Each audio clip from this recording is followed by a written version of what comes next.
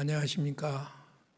코로나 4차 유행이 심상치 않습니다. 방역 당국을 긴장시키고 있는데 우리 이런 어려운 때에 기도하고 또 안전을 위해서 신중하게 처신하면 좋겠습니다. 어려울 때일수록 그리스도인답게 빛나는 삶을 살 수 있기를 바랍니다. 오늘은 성경 핵심 교리 86번째 시간입니다. 종말론을 공부하고 있는데 그 중에서 제2편 대종말을 공부하고 있습니다. 대종말에 5가지 주제가 있어요. 첫째는 재림이고, 두 번째는 천년왕국이고, 세 번째는 부활이고, 네 번째는 심판이고, 마지막 5번째로 최후 상태입니다. 지난 시간에 재림에 대해서 말씀을 드렸어요. 오늘은 천년왕국에 대해서 말씀을 드리도록 하겠습니다. 앞으로 성경 핵심 교리 조직신학도 부활, 심판, 최후 상태 3번만 공부하면 그 장정이 다 끝날 것 같습니다. 천년왕국에 대해서 여러 가지 이야기가 많고 또 혼란도 많고 그렇습니다. 오늘 정확하게 천년왕국에 대해서 정리하는 시간이 될 수 있기를 바랍니다. 먼저 천년왕국을 개요적으로 좀 말씀을 드리겠습니다. 첫째, 천년왕국의 의미가 무엇인가? 왜 천년왕국 하는가? 그것은 요한계시록 20장 4절로 6절에 천년 동안 왕노릇하리라 이 말씀에서 유래한 겁니다. 그래서 요한계시록 20장 1절부터 6절까지 보면 천년왕국이라는 말이 천년이라는 말과 함께 5번이나 나오는 것을 볼 수 있죠. 그래서 천년왕국이라는 용어가 여기에서 나온 겁니다. 헬라어로 키리아에테라고 그래요. 천년왕국을 키리아에테. 그래서 영어로 거기서 따와가지고 킬리아즘 그럽니다. 천년왕국설을 킬리아즘 그러고, 라틴어로는 밀레니엄이라고 그러는데 왜 밀레니엄이라고 하냐면은 라틴어로 마일이라는 천이라는 단어와 만누스 년이라는 단어를 합해서 밀레니엄 그렇게 이야기합니다. 그래서 천년왕국, 킬리아즘, 밀레니엄 이렇게 이야기하죠. 자, 천년왕국 교리의 성경적인 기초가 요한계시록 20장 1절로 6절인데 거기에 내용이 이런 내용이에요. 순교자들과 진정한 성도들이 부활하여 그리스도와 더불어 이 땅에서 천년 동안 왕노릇한다는 것이죠. 장차 그리스도께서 오셔서 지상에 천년왕국을 세우시고 부활한 성도들과 함께 통치할 것을 가르치고 있습니다. 이 밖에도 요한계시록 20장 1절로 6절에만 있는 것이 아니라 성도들과 그리스도가 이 땅에서 통치한다는, 부활한 성도들이 함께 통치한다는 성경적인 증거는 여러 군데가 있어요. 고린도전서 15장 25절이나 디모데후서 2장 12절이나 이사야서 66장 8절이나 마태복음 19장 25절이나 누가복음 22장 30절입니다. 제가 구체적으로 이 구절들을 말씀드린 이유가 뭐냐면은 무천년과 전천년에 대한 부분들에 대해서 서로 상호간에 보증이 되는 그런 구절이기 때문에 그렇습니다. 자, 요한계시록 20장 1절부터 6절까지 제가 읽어드리겠습니다. 천년이라는 말이 몇 번 나오는가 한번 세보세요. 또 내가 보매 천사가 무저갱의 열쇠와 큰 쇠사슬을 그의 손에 가지고 하늘로부터 내려와서 용을 잡으니 곧 에뱀이요 마귀요 사탄이라.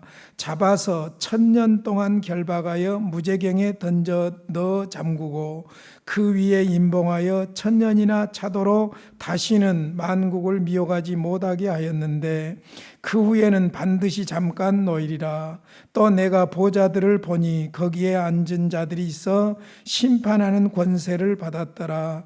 또 내가 보니 예수를 증언함과 하나님의 말씀 때문에 목배임을 당한 자들의 영혼들과 또 짐승과 그의 우상에게 경배하지 아니하고 그들의 이마와 손에 그의 표를 받지 아니한 자들이 살아서 그리스도와 더불어 천년 동안 왕노릇하리니 그 나머지 죽은 자들은 그 천년이 차기까지 살지 못하더라. 이는 첫째 부활이라. 이 첫째 부활에 참여하는 자들은 복이 있고 거룩하도다. 둘째 사망이 그들을 다스리는 권세가 없고 도리어 그들이 하나님과 그리스도와 제사장이 되어 천년 동안 그리스도와 더불어 왕노릇하리라. 4절에 보면 또 내가 보좌들을 보니 그랬죠. 보좌가 나옵니다. 그리고는 천년 동안 왕노릇하리라. 천년 동안 누구와? 그리스도와 더불어 성도들이 살아서 부활해서 그리스도와 더불어 1000년 동안 지상에서 왕노릇한다고 말씀하고 있습니다. 그래서 여기에서 바로 천년왕국설 혹은 천년설이 나오게 된 것이죠. 자, 그 다음에 천년왕국에 대한 학설들이 있어요. 천년왕국에 대한 학설들이 크게 세 가지가 있습니다. 후천년설, 무천년설, 전천년설, 이렇게 세 학설이 있어요. 여기에 이제 참고적으로 전천년설에는 역사적 전천년설과 세대주의 전천년설이 있습니다. 후천년설이라는 말은 그리스도가 1000년 후에 오신다. 그래서 포스트 밀레니얼리즘, 그래서 1000년 후에 그리스도가 오신다. 그래서 후천년설이라 그러죠. 그 반대로 전천년설은 천년왕국 전에 오신다. 프리밀레니얼리즘, 전에 오신다. 그 다음에 이제 무천년은 지상 천년왕국을 상징적인 수로 보고 인정하지를 않습니다. 그래서 밀레니얼리즘, 어가 붙으면은 부정사가 되는, 접두사가 되는 것이죠. 그래서 무천년설 그렇게 이야기합니다. 전천년설에는 역사적 혹은 전통적 전천년설이 있고 세대주의 전천년설이 있는데 이것은 나중에 좀 설명하겠습니다만은 전천년설은 우리가 받아들이지만은 세대주의 전천년설은 받아들이지를 않습니다. 왜냐하면은 핵심적인 것이 그거예요. 성경의 모든 세대를 7세대로 나누어 가지고 그 7세대마다 하나님의 구원의 방법이 다르다는 거예요. 그렇게 되면 혼란이 와버리죠. 그렇지 않습니다. 처음부터 끝까지 주님이 재림하셔서 구원을 완성하기까지 하나님의 구원의 방법은 똑같은 방법이지요. 그래서 사실 우리가 후천년설이나 무천년설이나 전천년설의 세 학설은 서로 이단시하지를 않습니다. 왜 이단시하지 않냐면은 성경의 근본 진리를 부정하는 것이 아니고 다만 천년왕국에 대한 해설을 달리하기 때문입니다. 그래서 사실은 이 천년왕국설이 굉장히 혼란을 가져옵니다. 특별히 우리나라 같은 경우는 세대주의 전천년설이 문제를 많이 일으켰어요. 특별히 한국에 들어온 선교사들이 대부분이 소위 전천년설을 따르는 분들이었는데 그 중에서 세대주의 전천년설을 따르는 사람들이 있었기 때문에 혼란이 많았던 것을 볼 수 있습니다. 그리고 또 이 세 가지 설을 여러분들에게 성경적으로 또박또박 다 설명할 수 있겠지만은 제가 나름대로 잘 요약해서 홈페이지에다 올려놓을 테니까 참고하시고요. 오늘은 제가 그림으로 간략하게 후천년설, 무천년설, 전천년설이라는 것은 무엇인가 그것을 그림으로 좀 설명해 드리도록 그렇게 하겠습니다. 특별히 요한계시록 20장 1절로 6절 말씀을 근거로 하고 있는 것인데요. 이 그림은 제가 참고하고 있는 지금 이 성경 핵심 교리를 제가 강의하면서 특별히 세 사람을 참고하고 있어요. 유명한 우리 한국교회에 지대한 영향을 끼친 박용용 박사의 조직신학이 바로 거기서 나왔다고 볼 수 있는데 뻘콥의 조직신학과 그 다음에 웨인 구르뎀의 성경 핵심 교리와 그 다음에 라보드 박사의 조직신학 요약해 놓은 것을 제가 특별히 참고하고 있는데 오늘 제가 설명하려고 하는 이 그림의 출처는 웨인 구르뎀의 성경 핵심 교리에서 따온 것이고 우리 중앙교회 류성빈 집사님을 통해서 제가 그림을 그리도록 했는데 이렇게 훌륭한 은사를 가지신 분이 있어서 아주 쉽게 설명할 수 있게 되었습니다.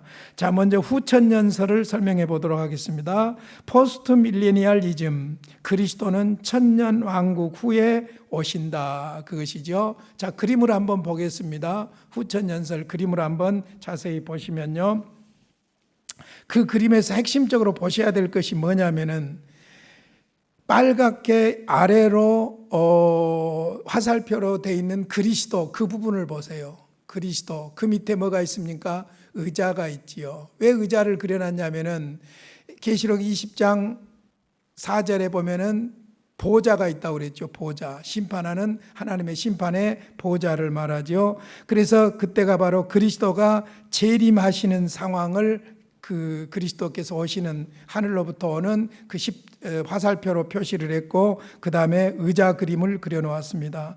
자, 그러니까 후천년설은 그리스도는 1000년 후에 오신다. 그런데 교회 시대, 구약과 신약 전체 교회 시대를 후천년설에서는 계시록 20장에 나와 있는 1000년으로 보는 거예요. 1000년으로.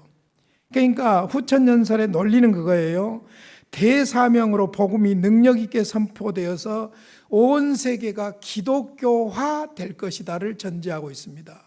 그것이 바로 천년기간이라는 것이죠. 기독교화 될 것이다. 그 다음에 이 땅에 하나님 나라의 영향으로 가득 차게 될 것이다. 이것을 전제로 해서 구약과 신약 이 시대를 바로 천년왕국 시대로 보는 거예요. 그래서 재림하기 직전 천년왕국 시대가 되면은 복음이 온 세계에 편만하게 되고, 그리고 하나님 나라 영향이 이사야서에 있는 것처럼 물이 넘치듯이 그렇게 흘러 넘치게 된다는 것이지요. 근데 이제 문제는 뭐냐면은 사실 현실은 갈수록 악화되고 있고, 예수님께서는 오히려 역으로 뭐라고 말씀했냐면은 말세에 믿는 자를 보겠느냐.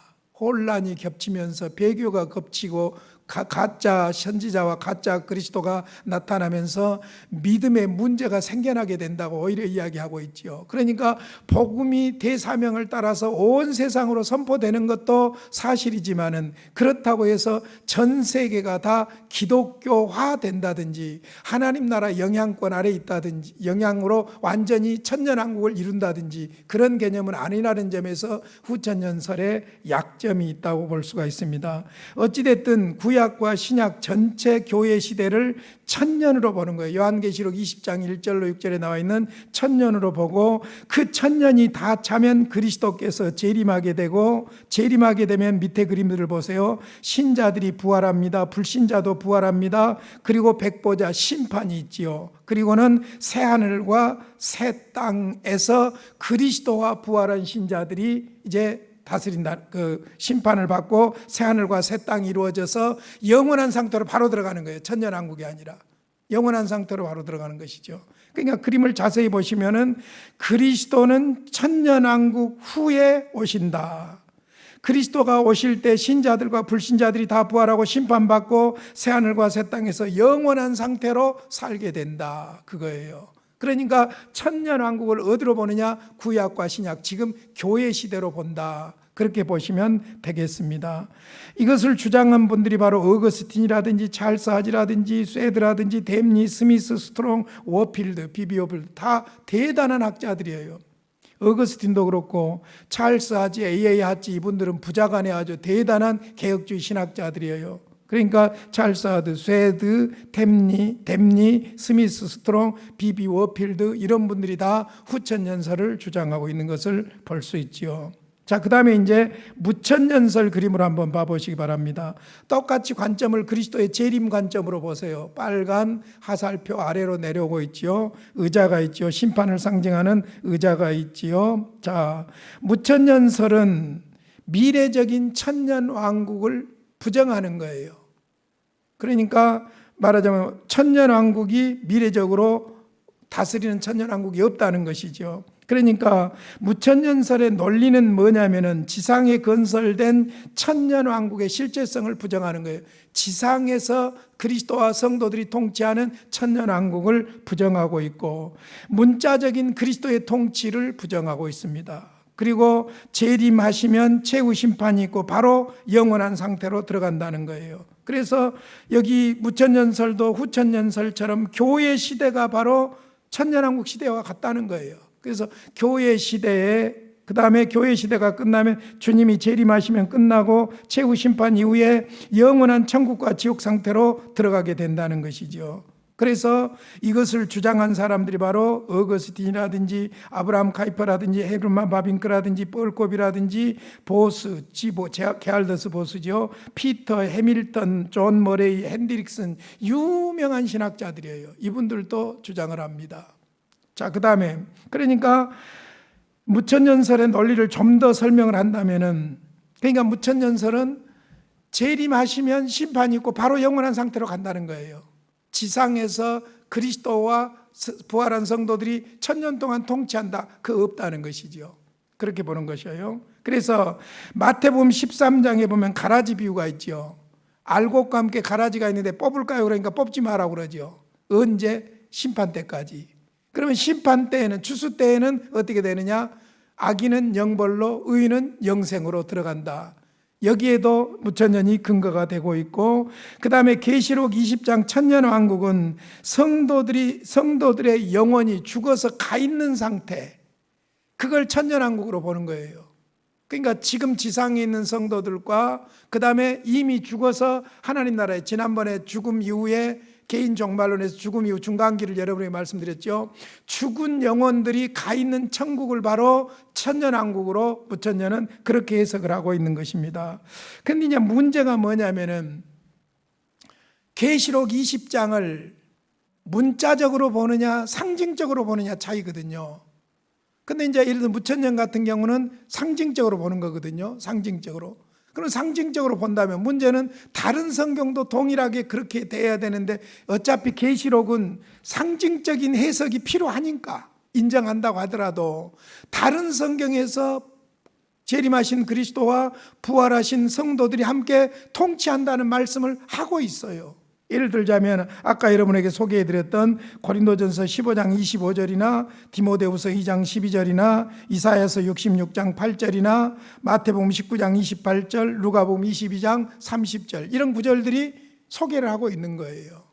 그러니까 무천년에 대해서도 우리가 무시할 수가 없는 것이죠. 그 다음에 이제 전천년설 그림을 한번 보겠습니다. 전천년설의 논리는 성경 그대로입니다. 요한계시록 20장 그대로예요.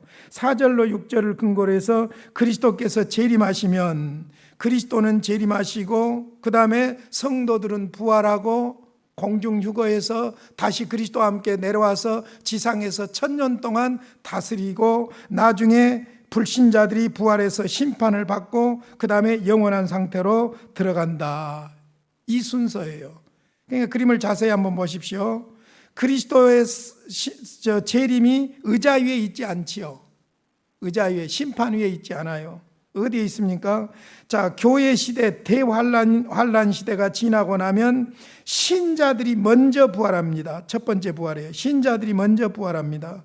즉각적으로 부활해서 공중에서 재림하신 그리스도와 함께 지상으로 다시 내려오는 거예요. 화살표를 잘 보세요. 부활해서 그리스도가 재림하심으로 죽은 성도들이 부활해 가지고 신자들입니다. 불신자가 아니라 신자들이 부활해 가지고 공중에서 주님과 함께 휴거, 재림하신 주님을 맞이해 가지고 다시 지상으로 내려와서 지상에서 1000년 동안 왕 노릇을 한다는 거예요. 그리고 나서 이제 심판이 있는데 이때 심판을 위해서 불신자들의 영혼이, 불신자들이 부활을 한다는 것이죠. 불신자들이 부활해서 영원한 천국과 지옥으로 갈라진다는 것, 이것이 바로 전통적인 혹은 역사적인 전천년설이라고 볼 수 있습니다. 이것을 주장한 학자들은 초대교회 신자들이 그랬고 3세기 교부들 저스틴이나 이레니우스나 터툴리안이나 락텐티우스나 히폴리투스나 이런 초대 교부들이 증언을 했던 것을 볼 수 있습니다. 자, 그러면 우리나라 상황은 어떠한 상황이냐면은 우리나라는 선교사들이 전해준 대로 그대로 역사적인 전통적인 전천년설을 주장했어요. 그것이 우리 교단에서도 받아들이는 학설이에요. 그런데 이제 어떤 현상이 오냐면은 미국에서의 그런 분위기가 화란에서 공부하고 온 학자들이 들어오면서 무천년설이 부각이 됩니다. 그래서 무천년설을 주장한 학자들을 보면은 제가 말했죠. 유명한 아브라함 카이퍼, 화란 계통이에요.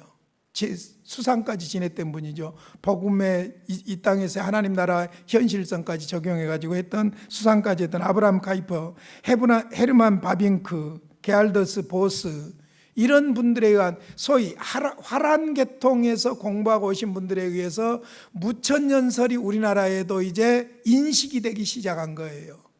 그래서 우리나라는 지금 주종을 이루고 있는 것이 역사적 혹은 전통적 전천년설과 무천년설이 지금 받아들여지고 있는 것을 볼 수 있죠. 후천년설은 이단은 아니지만은 성경적인 해석과 관련해서 좀 더 거리가 먼 것으로 보기 때문에 무천년설과 전천년설을 우리가 받아들이고 있는 것을 볼 수 있습니다. 그냥 쉽게 생각한다면 여러분 어느 설이 제일 와닿습니까? 쉽게 생각한다면 어느 설이 제일 와닿아요? 무천년설이 좋잖아요. 그러죠? 주님이 재림하시면 신자고 불신자고 다 부활해가지고 심판받고 그 다음에 영원한 천국과 영원한 지옥으로 살게 되는 거예요. 아주 간단하죠.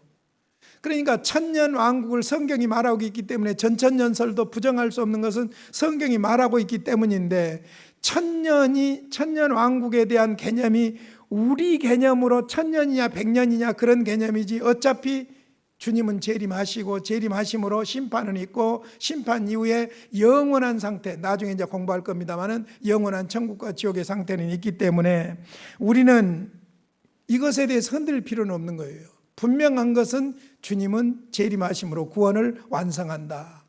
그래서 심판하시고 그 다음에 어쩐다고요? 마지막 영원한 상태에 이르게 된다. 그것이지요. 자, 그러나 여기서 이제 우리가 좀 주의해야 될 것이 있는데, 그게 뭐냐면은 세대주의 전천년설입니다. 세대주의 전천년설은 우리가 아주 삼가하고 좀 조심해야 될 필요가 있습니다. 유명한 달비와 스코필드 성경의 그릇된 성경 해석의 영향으로 인류의 역사를 7시대로 나눕니다. 이 한국에는 스코필드 성경의 영향이 아주 큽니다. 그래서 세대주의 그러면은 구원을, 성경에 나와 있는 구원의 역사를 7세대로 나눈다는 것이 핵심이에요. 성경 역사에 따라서 첫째 무제시대, 두 번째 양심시대, 세 번째 인간 통치시대, 네 번째 약속시대, 족장시대를 말하죠. 다섯 번째 율법시대, 여섯 번째 은혜시대, 일곱 번째 천년왕국 시대, 이렇게 나눕니다. 문제는 이 시대가 시대마다 하나님의 구원의 방법이 다르다는 거예요. 예를 들어서 무죄 상태는 두말할 것도 없고, 그 다음에는 양심심판, 여러분도 아마 양심심판이라는 말을 많이 들어봤을 거예요. 예를 들어서 그리스도가 이 땅에 전해지기 전에 죽은 사람들은 억울하지 않느냐, 그래서 이제 어떤 이야기를 하려고 하냐면 양심심판 받았다. 성경에 어디 그런 내용이 나옵니까? 오직 예수를 믿으면 구원, 안 믿으면 지옥이에요. 이것에 대해서는 하나님의 절대 주권이에요. 그러면 예를 들어서 구약의 성도들은 예수가 없었는데 어떻게 구원받느냐? 구약의 성도들은 하나님의 약속, 즉 메시아에 대한 약속을 믿음으로 구원받은 거예요. 여러분 많이 들어보셨을 거예요. 우리 한국교회가 문제가 많았던 것이 뭐냐면 구약은 율법으로 구원받고 신약은 은혜로 구원받는다. 많이 들어보셨죠? 그게 바로 세대주의예요. 구약에 누가 율법으로 구원받을 수 있었습니까? 율법을 온전히 지킬 수 있는 사람은 아무도 없어요. 늘 제가 말씀드리지만은 출애굽기 구원 사건을 보시면은 출애굽이 먼저입니까? 신의 산 율법이 먼저입니까? 출애굽이 먼저예요. 하나님이 아브라함에게 약속하신 대로 애굽으로 내려갔고 애굽에서 다시 구원에 내시고 구원받은 하나님의 백성들에게 삶에 마땅한 원리로서 시내산에서 계약을 맺은 거예요. 십계명을 주신 거예요. 그러니까 십계명을 지킴으로 구원받는다고 말하면 구약에서도 아무도 구원 못 받아요. 구약의 아주 대표적인 사람이 모세고 다윗이라고 볼 수 있는데, 다윗은 나중에 왕정 통치 시대에 있어서 다윗의 길로 가느냐 안 가느냐가 기준이 될 정도로 다윗이 중요한 인물이에요. 그런데 다윗을 율법이라는 잣대로 정리해 보면은 다윗은 순구망측한 사람이에요. 간음했지요, 가정 파괴했지요. 세상에, 그것도 자기 충성스러운 부하의 가정을 파괴한 사람이에요. 용서받을 수가 없어요. 죄송하지만은. 그러니까 구약은 율법으로 구원 얻는다, 그 말은 잘못된 말이에요. 구약도 신약도 하나님의 약속대로 믿음으로, 예수를 믿음으로 구원받는 것이죠. 그러니까 세대주의의 문제점이 뭐냐면은 성경의 시대를, 역사를 7시대로 나눠가지고 그때마다 하나님께서 어떤 특수한 원리에 기초해서 인류를 구원한다고 주장하고 있기 때문에 이스라엘과 교회의 영적 통일성을 부정하고 은혜와 율법을 상호 배타적이라고 주장을 합니다. 인류의 역사가 각 시대마다 하나님이 주신 언약과 조건으로 시치를 하였으나 모두 실패하여 각 시대는 심판으로 종말을 지었다고 말합니다. 그래서 7시대로 나누기 때문인데, 여기서 이제 중요한 것은 세대주의 종말론은 아까 전천년설에서 무엇이 다르냐면은 휴거 기간을 7년 환란으로 보는 거예요. 7년 대환란 기간으로 보는 겁니다. 그래서 여러분들이 이제 실질적으로 공부를 해 보시면은요, 왜 급진적인 종말론이나 재림론을 자꾸 이야기하는가? 그것은요, 이 세대주의 종말론이 임박한 종말 신앙을 잘 활용해서 긴장감을 가지게 하고 빛과 사명을 감당하게 하기 때문에 그렇죠. 그러니까 그 극단적인 종말론을 주장하는 분들은 거의가 다 세대주의 종말론을 이야기하고 있습니다. 종교 개혁 때부터 개신교에서 제안하는 알레고리 성경 해석 방법을 세대주의는 받아들이고 있고, 역사적인 성경 해석을 부정하고 있고, 그러다 보니까 극단적인 문자주의, 잘 기억하세요. 극단적인 문자주의 알레고리 성경 해석으로 극단적이고 자의적이고 혼합적인 성경 이해가 강합니다. 그러다 보니까 예를 들어서 한국교회에 큰 피해를 그동안 줬던 것이 구약은 율법으로 구원받고 신약은 은혜로 구원받는다는 이런 잘못된 교리 때문에 엄청난 복음의 장애가 되었던 것을 볼 수가 있는 것입니다. 그래서 우리는 전천년설, 무천년설, 후천년설은 이단 시비가 아니지만은 세대주의 전천년설은 문제가 있다. 그러므로 받아들일 수가 없다. 그렇게 볼 수 있는 것입니다. 자, 천년왕국에 대해서 우리는 성경이 말하고 있기 때문에 그대로 믿을 수도 있고, 어찌됐든 중요한 것은 주님은 재림하신다는 사실이고 그 후에 심판이 있다는 사실이고, 그 후에 우리는 영원히 천국과 지옥에서 존재하게 된다는 사실입니다. 이런 측면에서 천년왕국을 정확하게 잘 정리할 수 있기를 바랍니다. 사실은 별것도 아닌데, 어떻게 보면 이해가 쉬운 것인데 어떻게 조금 헷갈리면 엄청나게 어려운 것이 바로 이 천년 왕국설이라고 볼 수 있습니다. 어찌됐든 우리는 하나님, 우리 주님께서 재림하심으로 구원이 완성된다는 사실, 신자는 영원한 천국에서, 그 다음에 불신자는 영원한 지옥에서 존재한다는 사실을 믿고 이 땅에서 그리스도인답게 재림을 사모하면서 살아가야 할 줄로 믿습니다. 고마우신 아버지, 은혜와 사랑을 감사합니다. 우리의 이성에는 한계가 있음을 고백합니다. 성령께서 우리의 마음을 열어서 소중한 성경 계시 진리를 받아들이고 깨닫고 믿게 하시니 감사합니다. 주님은 재림하시고 주님과 함께 우리가 영원히 다스릴 하나님의 자녀들임을 믿습니다. 이 믿음 가지고 이 땅에서 예수님만을 믿고 의지하며 승리하게 하여 주시옵소서. 예수님의 이름으로 기도하옵나이다. 아멘.